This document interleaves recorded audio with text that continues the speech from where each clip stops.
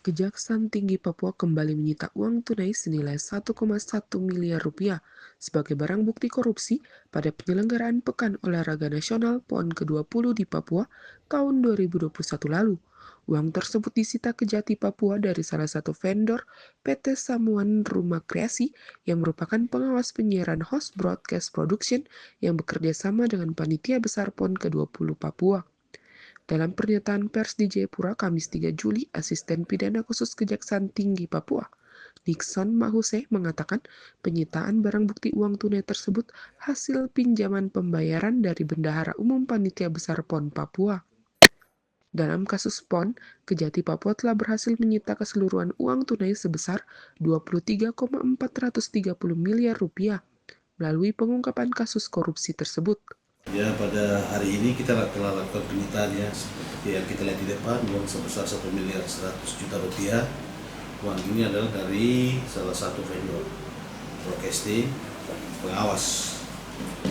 Nah, itu yang bukan merupakan haknya dibayar sebesar 2.500.000, tapi baru dikembalikan sebesar 1.100.000. Yang mudah-mudahan ke depan bisa dikembalikan yang sisanya. Terus bagi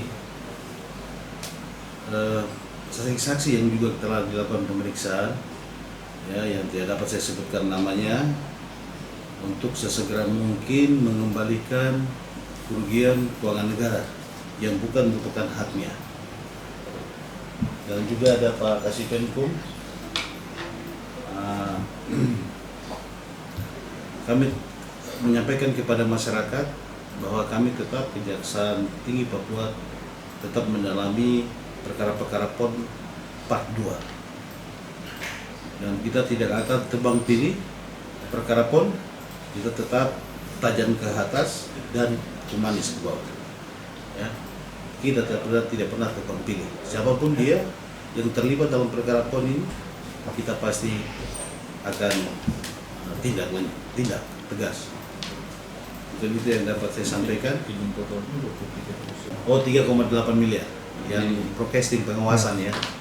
Sedangkan kontrak untuk pelaksanaan broadcasting itu 196 miliar. 96 miliar. Jadi tapi itu dari anggaran APBN. Kalau untuk pengawasan itu dari anggaran APBD. Ya. Sementara itu, Kepala Seksi Penyidikan Kejati Papua, Dedi Sawaki menjelaskan uang yang disita ini bukan haknya vendor atau pengawas broadcasting. Ia minta untuk hasil korupsi tersebut segera dikembalikan ke negara. Saksi lainnya, Kejaksaan akan periksa di samping penanganan korupsi yang lainnya. Jadi semua jalan berbarengan untuk hasil akhirnya, masyarakat bersabar hasil akhirnya akan disampaikan di ujung nanti. Secara keseluruhan dari total penanganan perkara korupsi perkara PON yang ditangani oleh Kejati Papua itu pada tahun 2024 kami berhasil menyita uang senilai 15 miliar rupiah, dan di tahun 2025 untuk yang baru-baru ini kami berhasil menyita uang senilai 7 miliar 820 sekian. Jadi uang yang kami sita ini bukan haknya si vendor atau pengawas broadcasting tadi. Itu yang kami minta untuk segera kami sita untuk dikembalikan ke negara. Jadi dari hasil pencapaian hari ini kami telah untuk pemeriksaan saksi dalam perkara kurang lebih sekitar 12 saksi yang telah kami periksa. Untuk yang part 2-nya ya, itu sudah 12 saksi yang kami periksa, dan saksi-saksi lain kami akan periksa di samping penanganan perkara korupsi yang lainnya. Jadi semua jalan berbarengan.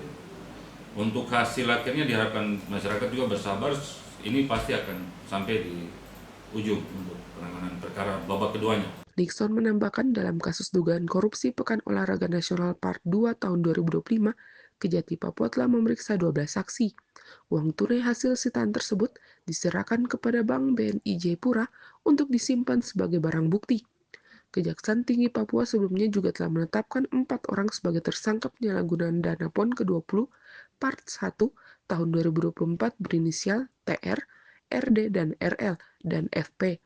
Keempat tersangka kini mendekam di lapas kelas 1A Abepura dan lapas perempuan kelas 3 Kerong. Dari Jayapura, Papua, Yesi Iriani, JTV mengabarkan.